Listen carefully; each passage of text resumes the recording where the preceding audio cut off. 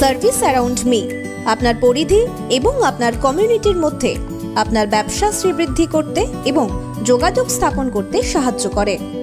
Service around me এমন একটি platform যেখানে যে কোনো ব্যবসায়ী, সার্ভিস বিক্রেতা, পেশাদার সে তার সার্ভিস প্রোডাক্ট এখানে লিস্টিং করতে পারে সম্পূর্ণ বিনামূল্যে। আমাদের মাধ্যমে আপনারা যে কোনো সার্ভিস পেয়ে যাবেন, সেটা আপনার বাড়ির যে কোনো ছোট ছোট কাজ থেকে শুরু করে একেবারে প্রফেশনাল অ্যাসিস্ট্যান্ট পর্যন্ত, তাও আবার আপনার এলাকার মধ্যেই। এর মূল উদ্দেশ্য হলো স্থানীয় এলাকায় বিভিন্ন ধরনের সার্ভিস প্রোডাক্ট বা পেশাদারকে খুঁজে পেতে সহায়তা করা ও তাদের সঙ্গে যোগাযোগ করিয়ে দেওয়ার সুযোগ সহজ করা। সফল ব্যবসার জন্য 3টি সহজ ধাপ: register your business, service, product listing, then start your growing. আপনার প্রয়োজনে নির্দিষ্ট পরিষেবা বা প্রদানকারী খুঁজে পেতে সাহায্য করার জন্য এখনই রেজিস্টার করুন আমাদের ওয়েবসাইটে। এই সমগ্র অনুষ্ঠানে আমি 3-4 বছর আসছি। খুব বর্ণাঢ্য উদ্বোধন হয়। আমি 2-3 বার এসেছি। কয়েক হাজার গেরুয়া ধ্বজ নিয়ে যুবকরা সনাতনের জয়গান গাইতে গাইতে এখানে আসেন এবং উদ্বোধন হয়। এবারে আমি ওই দিন টাইম দিতে পারিনি। আমি কোথায় ছিলাম আপনারা দেখেছেন, সুন্দরবনে রায়দিঘি পাথর প্রতিমায়।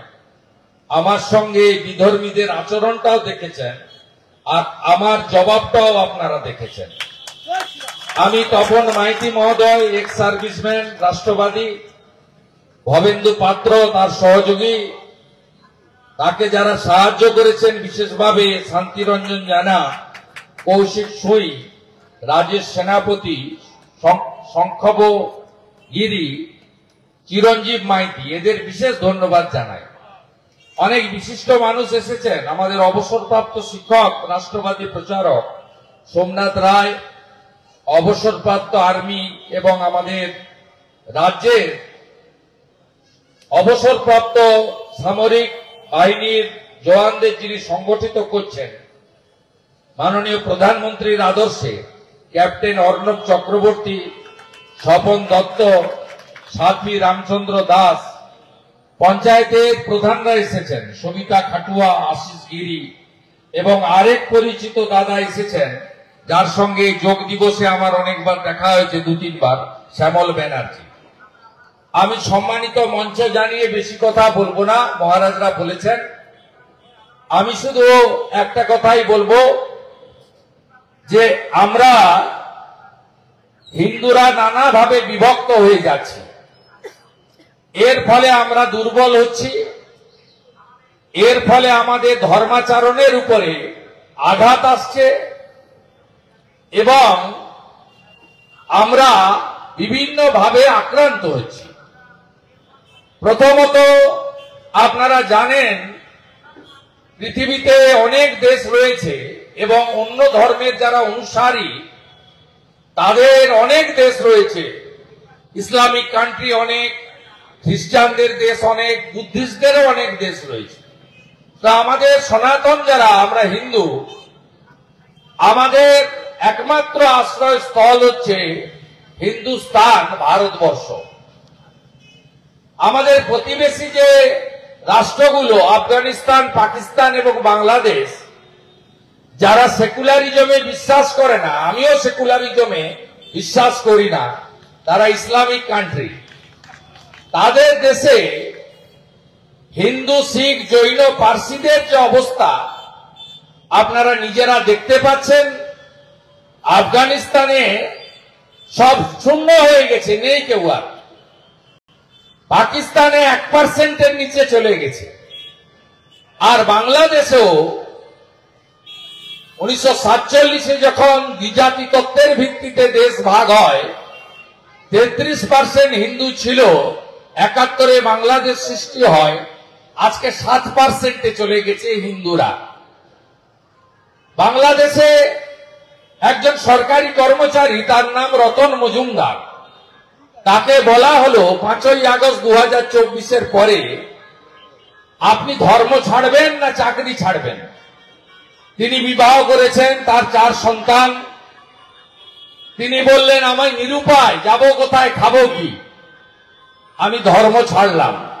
তার নাম হলো শেখ শফিউল্লাহ, নাম বদল করলেন নোটারিতে। এবারে আপনি ভেবে নিন, আপনি এখানে 1951-তে 85% হিন্দু ছিলেন, সেন্সাস শুরু হয়েছে, 31 সালে যখন সেন্সাসের রেজাল্ট বেরোবে আপনার সংখ্যা হয়ে যাবে 65। তাহলে আপনি গীতার যে অমোঘ বাণী ধর্ম রক্ষতি রক্ষিত, ধর্ম রক্ষা করবেন না বেঁচে থাকার জন্য ধর্ম পরিবর্তন করবেন?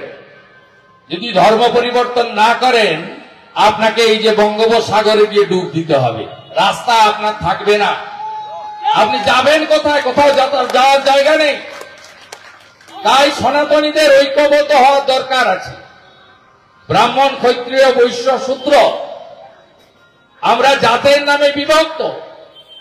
আমাদেরকে বলা হয় Oriya speaking Hindu, Hindi speaking Hindu, Bangla speaking Hindu, Gujarati speaking Hindu, কিন্তু অন্যদের কেউ বলে না যে তুমি উর্দু স্পিকিং, তুমি বাংলা স্পিকিং, বলে না।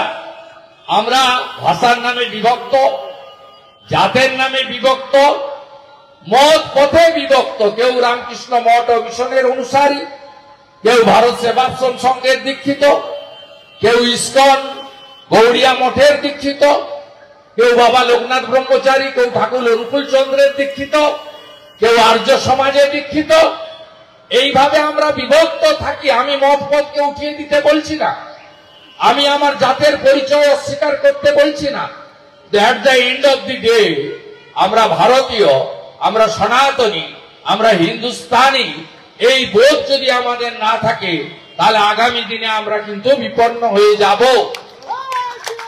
মোগল পাঠানের সময় আমল থেকে সোমনাথ মন্দির ধ্বংস হওয়া থেকে শুরু করে অতীত ইতিহাস আমরা যারা পড়েছি, ইতিহাসের বইতে আমরা দেখেছি বারে বারে হানাদাররা এসেছে, তারা আমাদের ধর্ম, ধর্মের জায়গা, আস্থার জায়গাগুলোকে নষ্ট করে দিয়ে গেছে এবং কনভার্সনের নামে, ধর্মান্তরিতকরণের নামে আমাদেরকে সংখ্যায় কম করিয়ে দেওয়া হয়েছে।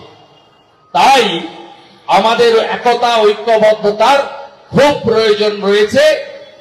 রাজনীতির মত ভিন্ন ভিন্ন থাকতে পারে, তো আমরা আমাদের ধর্মের নামে, আমাদের সনাতনের নামে, আমাদের পবিত্র গেরুয়া ধ্বজ বা স্বামী বিবেকানন্দ যে গেরুয়া পোশাক পরে তিনি 1893 সালে শিকাগো ধর্ম সম্মেলনে গিয়ে বলেছিলেন আমি সনাতন ধর্মের প্রতিনিধি, এবং তিনি বলেছিলেন গর্ব করে বলো আমি হিন্দু। স্বামী প্রণবানন্দ একই সংগ্রাম করেছিলেন হিন্দু মিলন মন্দিরের মধ্য দিয়ে। তাই যুগে যুগে আমরা এই জিনিস দেখে এসেছি। আমি এ কথাই আপনাদের কাছে বলবো, কেন আমাদের দুর্গা প্রতিমা ভাঙা হবে, কেন কালী ঠাকুর ভাঙা হবে, কেন সরস্বতী পুজোর জন্য কোর্টে যেতে হবে, কেন? স্বামী বিবেকানন্দ তো বলে গেছেন নিজ ধর্মে আস্থা রাখো, অপর ধর্মে শ্রদ্ধা রাখো। আমরা তো হিন্দুরা সব সময় সংযম নীতিতে বিশ্বাস করি। আমরা তো সব সময় নিজ ধর্মের গুণগান করলে অপর ধর্মকে কখনো অশ্রদ্ধা করি না। তাই আপনাদের কাছে আমি গোরখপুর মহন্ত পীঠের মহন্ত মহারাজ তার রাজনৈতিক পরিচয় সরিয়ে রেখে বলতে পারি যোগী আদিত্যনাথজির ভাষায় বাটেঙ্গে তো কাটেঙ্গে। আর নরেন্দ্র মোদীজি আমাদের প্রধানমন্ত্রী মহারাষ্ট্র গিয়ে বলেছিলেন ঔরঙ্গজেবের উদাহরণ দিয়ে শিবাজি মহারাজের জায়গায় গিয়ে যে এক রেহেগে তো সেফ রেহেগে। তাই এক আমাদের থাকতে হবে, ঐক্যবদ্ধ আমাদের থাকতে হবে। কোন ভারতীয়দের প্রতি আমাদের বিদ্বেষ নেই, তিনি হিন্দু হোক, মুসলিম হোক, শিখ হোক, জৈন হোক, পার্সি হোক। কিন্তু আমরা অনুপ্রবেশকারী ও ভারতীয়দের আমাদের রাজ্যে বা আমাদের দেশে রাখবো না।